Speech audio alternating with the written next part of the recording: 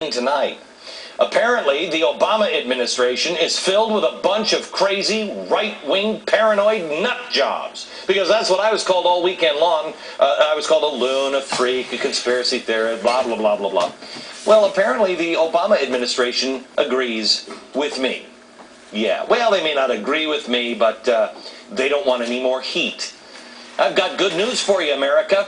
It started through our constitutional watchdogs, which, by the way, I am seeing just how awake you really are. My gosh, this country is starting to wake up, and there is great hope.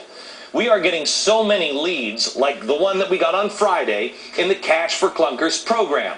This lead came from a watchdog. When the dealers log on to their Cash for Clunkers program, the website cars.gov/dealers prompted them with this warning.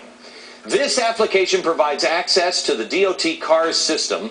When logged on to the CARS system, your computer is considered a federal computer system and is property of the United States government.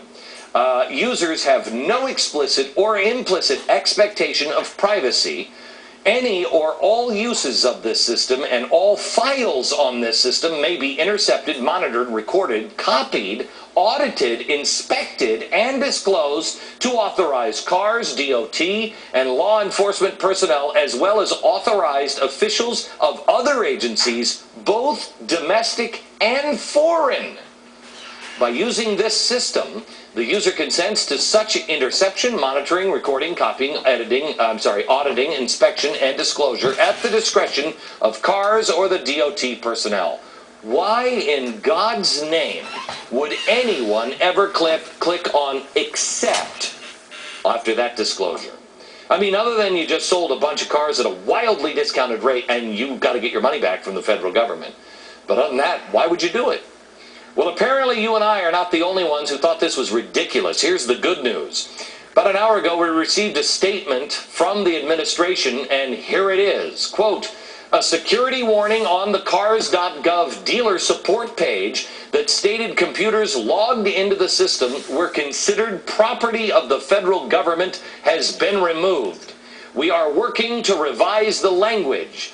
The language was posted on the portion of the website accessible by car dealers and not the general public. What a bunch of... I'll get into that here in a second. Oh, that crazy Glenn Beck and fixed news. Yeah. Apparently we must have had a decent point because the old statement that the liberal bloggers spent another dateless weekend defending has been changed to remove the pesky little part about the government owning private computers that this show had a problem with on Friday. I wonder if those liberal blogs are the same ones that called me crazy and paranoid, and they're now making the same accusations against the Obama administration. I don't hear them. Of course, there are questions that remain unanswered. First of all, why did they have that wording in the first place? 2, will the changes be retroactive to include all the dealers who have already agreed to that last waiver? We're going to be looking for those answers. But first, America, pat yourself on the back. You made a difference. This story was brought to my attention by a listener who took the time to email me when he read that waiver because it just seemed so wrong. He sent us the tip, we investigated, we agreed. He was a watchdog. I tell you his name, but as a lot of these tips are coming in, a lot of them are saying the same thing, which to me is new in America. They wanted to remain anonymous. They have a little bit of fear in their life. But here's the great news.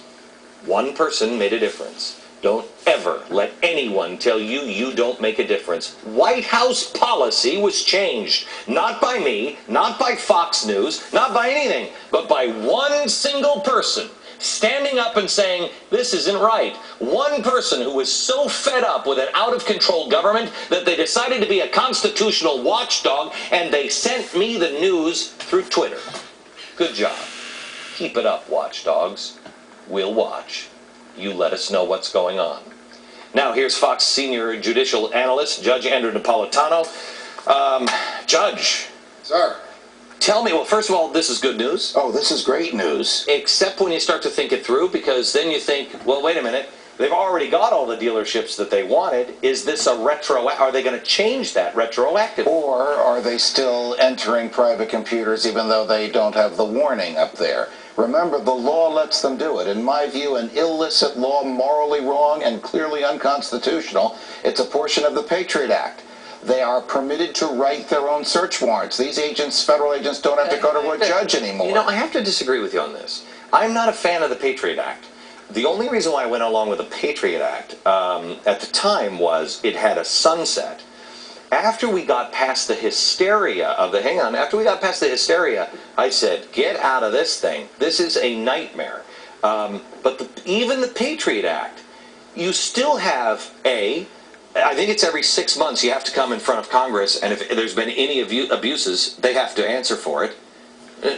Tell me that is true. That is true. That is true. The second part of the Patriot Act is, it's my understanding that yes, they can write their own warrant.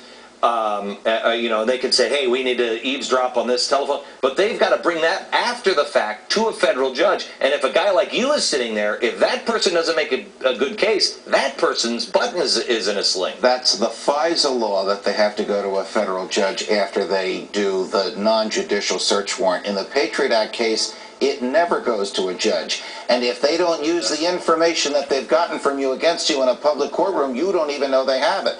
That's why my question is, how do we know that they're not doing it? All we know is they took the disclaimer, they took the warning down. So how do we know that, Judge? How can we find that out?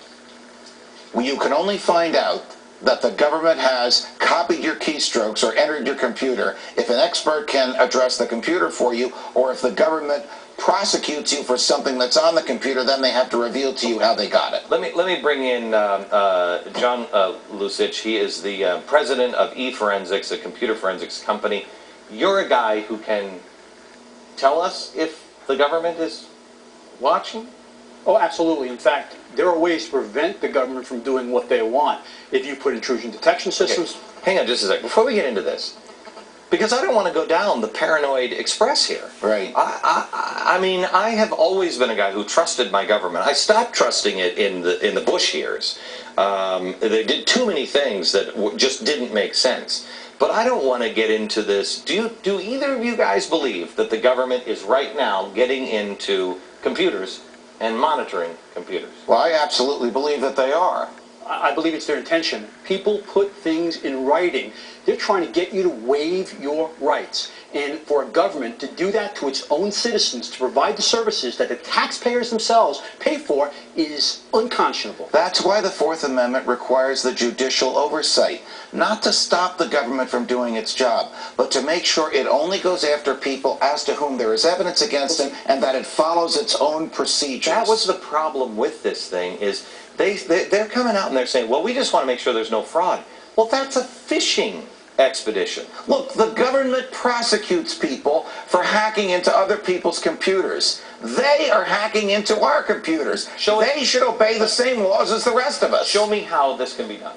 Show me how you know if the government is doing it. Well, here's what happens. For them to do that, there's always a communication going back and forth. So those logs can be traced, okay? One of the ways that hackers get in is to load these programs, what they're called Trojans, into your computer, do high-speed keyword searches, and then take the data they want and transmit that small chunk of data back to exactly where it's come from.